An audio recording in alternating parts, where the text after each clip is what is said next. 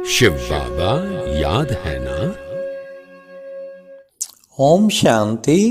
सुनते हैं आज 24 अप्रैल 74 के अव्यक्त बाप दादा के मधुर महावाक्य। आज की अव्यक्त वाणी का टाइटल है अब त्रिमूर्ति लाइट के साक्षात्कार मूर्त बनने की डेट फिक्स करो। आज की मुरली में बाबा ने संगठन की कौन सी विशेषता है जो हर एक में बाबा 3 लाइट देख रहे हैं, तो वो कौन सी 3 लाइट है वो प्यारे बाप दादा ने बताई हैं। साथ साथ बाबा ने कहा इस अंतिम जन्म की और अंतिम पब्लिसिटी कौन सी है, और वो सबसे सहज पब्लिसिटी है और सबसे पावरफुल पब्लिसिटी है। फिर बाबा ने आज कहा कि बच्चे जो खंडित मूर्ति है, हाँ, वो जो है मंदिर में रखने के योग्य नहीं बनती, इसलिए उसके लिए कौन सी मूर्ति तुम्हें बनना है। साथ साथ बाबा ने कहा सारे विश्व की आत्माओं की ब्लेसिंग दिलाने के निमित्त कौन सी चीज बनेगी।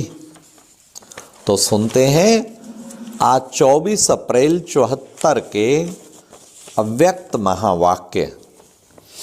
अब त्रिमूर्ति लाइट के साक्षात्कार मूर्त बनने की डेट फिक्स करो। 1 सेकंड में जन्म सिद्ध ईश्वरीय अधिकार दिलाने वाले, ना उम्मीदवार को उम्मीदवार बनाने वाले और सर्व आत्माओं को ब्लिस देने वाले त्रिमूर्ति शिव बाबा बोले आज इस संगठन की कौन सी विशेषता बाप दादा देख रहे हैं।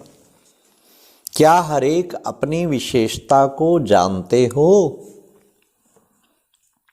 त्रिमूर्ति बाप से त्रिमूर्ति वंशावली हर एक में आज 3 लाइट देख रहे हैं कि तीनों ही लाइट अपनी तरफ आकर्षित करने वाली हैं व नंबरवार हैं। जब तीनों ही लाइट जगमगाती हुई दिखाई दें तब ही सबको साक्षात्कार करा सकेंगे। प्योरिटी की लाइट, सतो प्रधान दिव्य दृष्टि की लाइट और मस्तक मणि की लाइट, ये तीनों ही संपूर्ण बनाने की मुख्य बातें हैं। तो अपने आप से पूछो कि सदा सतो प्रधान आत्मिक दृष्टि, सदा हर संकल्प हर बोल व कर्म में प्योरिटी की झलक कहां तक आई है। क्या सदा स्मृति स्वरूप बने हो। अगर आप में एक बात की भी कमी है तो त्रिमूर्ति लाइट का साक्षात्कार नहीं करा सकेंगे। यही प्योरिटी सबसे श्रेष्ठ और सहज पब्लिसिटी है और यही अंतिम पब्लिसिटी का रूप है जो अन्य कोई भी आत्माएं कर नहीं सकती। विश्व परिवर्तन के कार्य में सबसे पावरफुल पब्लिसिटी का साधन आप विशेष आत्माओं का यही है। तो क्या ऐसी पब्लिसिटी कर रहे हो या कोई ऐसा प्लान बनाया है या ऐसी कोई विचित्र फिल्म बनाई है। जैसे स्थूल फिल्म देखने से आज के लोग प्रभावित होते हैं, वैसे ही आप सबके मस्तक और नैन ऐसे विचित्र अनुभव कराने की फिल्म, ऐसे विचित्र अनुभव कराने की फिल्म दिखावें तो लोग क्या परिवर्तन में नहीं आवेंगे। बाबा ने कहा ये जो प्योरिटी की सबसे बड़ी पब्लिसिटी और अंतिम पब्लिसिटी और ये पावरफुल पब्लिसिटी है। फिर बाबा ने कहा जैसे पर्दे के सामने बैठने से भिन्न भिन्न दृश्य पर्दे पर दिखाई देते हैं, वैसे ही आपके सामने आने से अनेक प्रकार की दिव्य दृष्टि दिखाई देगी। क्या ऐसी रील तैयार कर रहे हो? इसी पुरुषार्थ में लगे हुए हो या अब तक स्वयं को ही सीट पर सेट करने में लगे हुए हो? दुनिया की आत्माओं को आजकल कोई नई बात चाहिए जो कि कभी किसी के संकल्प में भी ना हो। ऐसा कर्तव्य दिखाने के कौन निमित्त बनेंगे? महारथी। हर एक अपने को महारथी तो समझते हो ना, जबकि भविष्य में सदा श्री लक्ष्मी श्री नारायण बनने की हिम्मत रखते हैं और चंद्रवंशी में कोई भी हाथ नहीं उठाते, तो सूर्यवंशी बनने वाले महारथी हुए ना। जब सब महारथी ऐसा महान कार्य करने लग जाएं, तो विश्व परिवर्तन कितने समय में होगा? महारथियों का संगठन समय प्रति समय होता ही रहता है। अब के संगठन में भी क्या बीते हुए संगठन प्रमाण ही प्लान बनावेंगे या प्रैक्टिकल प्रभाव की डेट फिक्स भी करेंगे? जैसे अन्य सब बातों का प्लान और डेट फिक्स करते हो, वैसे ही संपूर्ण सफलता त्रिमूर्ति लाइट के साक्षात्कार मूर्त बनने का प्लान और डेट इस बार फिक्स करेंगे या इसके लिए कोई और मीटिंग होगी? साइंस वाले बड़े ध्यान से सुनना, बाबा क्या कह रहे हैं। साइंस वाले तो टाइम बम बनाते हैं, तो क्या आप टाइम बम्स नहीं बनाते हो? ये भी टाइम बम है। इतने टाइम तक ये कार्य कर देना। तब बाबा ने कहा डेट फिक्स करो, कब तक मुझे संपूर्ण सफलता मूर्त, कब तक मुझे विजयी रतन, सब विकारों पर विजय प्राप्त करने वाले कब तक बनना है? तो बाबा ने कहा टाइम, तो क्या आप टाइम बम नहीं बनाते हो? आप सिर्फ बम ही बनाते हो क्या?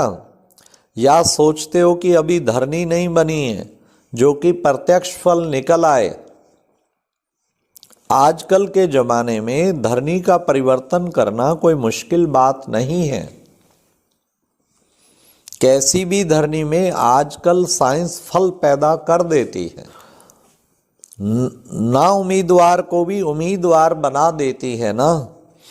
तो आप मास्टर सर्वशक्तिवान ताज तख्त और तिलकधारी क्या ना उम्मीदवार को उम्मीदवार नहीं बना सकते? असंभव को संभव करना, यह चैलेंज आप ब्राह्मणों का स्वधर्म है, अर्थात धारणा है। तो स्वधर्म में स्थित होना सहज है या कठिन है? बोर्ड जो लगाते हो उसमें क्या लिखते हो? 1 सेकंड में जन्म सिद्ध अधिकार प्राप्त करो। तो जरूर 1 सेकंड में प्राप्त करने का प्लान प्रैक्टिकल में है, तब तो लिखते हो ना। तो यही असंभव को संभव होने का चैलेंज करते हो ना। तो ऐसा फास्ट कर्तव्य कब से शुरू करेंगे? लेकिन बोर्ड के नीचे और भी शब्द लिखते हो क्या? अभी नहीं तो कभी नहीं। फिर तो अब से ही होना चाहिए ना। तो इस वर्ष में कोई ऐसा अनोखा प्लान बनाओ। पहले क्या साक्षात्कार मूर्त तैयार हो? क्योंकि भक्ति में भी नियम है क्या कि जरा भी खंडित मूर्ति पूजा या मंदिर के योग्य नहीं बन सकती और ना ही दर्शनीय मूर्त बन सकती है। ड्रामा का पर्दा खुल जाए और मूर्ति संपन्न नहीं हो तो क्या यह शोभेगा? जैसे श्रृंगार में 16 श्रृंगार प्रसिद्ध हैं, तो क्या ऐसे ही संपूर्ण 16 कला संपन्न बने हो?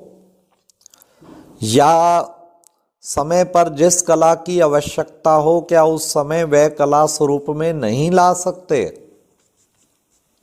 यदि स्मृति में आता है लेकिन स्वरूप में नहीं आ पाता, तो आपको सफलता कैसे होगी?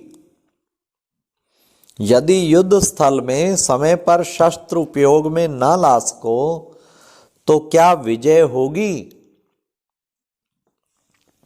पहले स्वयं को संपन्न बनाने के प्रैक्टिकल प्लान बनाओ तो सहज सफलता आपके सन्मुख आ जाएगी। अब तक रिजल्ट क्या देखी है? स्वयं की और अन्य आत्माओं की दोनों की सेवा साथ साथ और सदा रही, दोनों का बैलेंस समान रहे, यह दिखाई देता है। दोनों का बैलेंस विश्व की सर्व आत्माओं को ब्लिस दिलाने के निमित्त बनेगी। यूं तो सर्व कार्य बाप का है, लेकिन जैसे अन्य कार्य में निमित्त बने हुए हो तो इसमें क्यों भूल जाते हो? जैसे भक्त लोगों को जब कोई कार्य मुश्किल लगता है तो भगवान के ऊपर रख देते हैं ना। सहज में स्वयं और मुश्किल में भगवान। अब तो बाप ने सर्व शक्तियों का और सर्व कर्तव्यों का आपको निमित्त बना दिया है ना, क्योंकि बाप ने स्वयं को वानप्रस्थी बनाकर आप सबको तख्त नशीन और ताजधारी बना दिया है। जो बाप की जिम्मेवारियां रही हुई हैं वह अब तुम बच्चों की हैं। हाँ, मददगार बाप अवश्य है, लेकिन साकार स्वरूप में और नाम बाला करने में सन सोज फादर है। इसलिए आप सभी जिम्मेवार आत्माएं हो, परंतु साधारण आत्माएं नहीं हो। ज्ञानी तो आत्माएं और विजयी रतन हो, समझा? यह है महारथियों का कार्य। प्रत्यक्ष फल के प्रैक्टिकल प्लान बनाने वाले। सदा विजय हमारा जन्म सिद्ध अधिकार है, ऐसे अधिकार प्राप्त करने वाले, चैलेंज को प्रैक्टिकल में लाने वाले, सदा संपन्न साक्षात्कार मूर्त त्रिमूर्ति लाइट धारण करने वाले, त्रिमूर्ति वंशी, एक सेकंड में तीनों शक्तियों द्वारा साथ साथ काम करने वाले और बाप दादा के सदा साथी। ऐसे महावीरों को बाप दादा का याद प्यार और गुड नाइट। आज बाबा ने गुड नाइट। अच्छा, ओम शांति। तो मुरली का सार क्या निकला? स्वयं में देखते रहो सदा स्मृति स्वरूप, सदा सतो प्रधान आत्मिक दृष्टि, सदा हर संकल्प और बोल कर्म में प्योरिटी की झलक कहाँ तक आई है, तभी त्रिमूर्ति लाइट का साक्षात्कार करा सकेंगे। तो बाबा ने कहा बस खुद को बना लो पावरफुल। हाँ, साक्षात्कार मूर्ति तैयार हो। खंडित मूर्ति तो मंदिर में शोभेगी नहीं। और बैलेंस रखो तो फिर क्या होगा? सेवा के साथ सवंती का भी बैलेंस, फिर ब्लेसिंग, सारे विश्व की ब्लेसिंग मिलेगी। और संपन्न बनने की डेट फिक्स करो, ये कहा बाबा ने। अच्छा, ओम शांति। और अब यह एक बहुत अच्छी वीडियो भी जरूर देखें।